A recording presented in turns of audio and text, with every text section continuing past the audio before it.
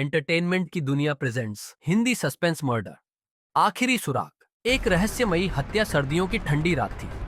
शहर के एक मशहूर बिजनेसमैन रवि मेहरा की हत्या हो गई। उनका शव उनके घर के स्टडी रूम में मिला। सिर पर किसी भारी वस्तु से वार किया गया था और पास में टूटा हुआ गिलास पड़ा था। पुलिस आई लेकिन कोई ठोस सुराग नहीं मिला। इंस्पेक्टर अरुण त्यागी को केस सौंपा गया। रवि मेहरा के घर में उस समय केवल 4 लोग थे, पत्नी सुनीता, बेटा करण, नौकर रामलाल और बिजनेस पार्टनर आलोक। 4 संदिग्ध। इंस्पेक्टर अरुण ने सबको बुलाकर पूछताछ शुरू की। सुनीता पत्नी, रवि जी से मेरी कोई दुश्मनी नहीं थी। हाँ, हमारी बहस होती थी लेकिन मैंने उन्हें नहीं मारा। करण बेटा, पापा से मेरी अच्छी बनती थी, मैं तो अपने कमरे में था।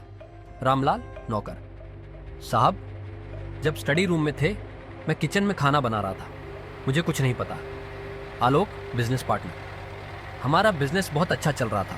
रवि मेरा सबसे अच्छा दोस्त था, उसे मारने का तो सवाल ही नहीं उठता।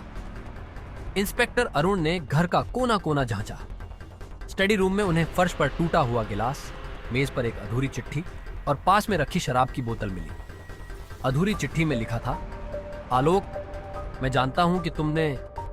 इससे साफ था कि रवि मरने से पहले आलोक को लेकर कुछ लिख रहे थे। इंस्पेक्टर ने आलोक से पूछा, क्या तुमने रवि को धोखा दिया? आलोक घबरा गया। नहीं, मैं क्यों धोखा दूंगा?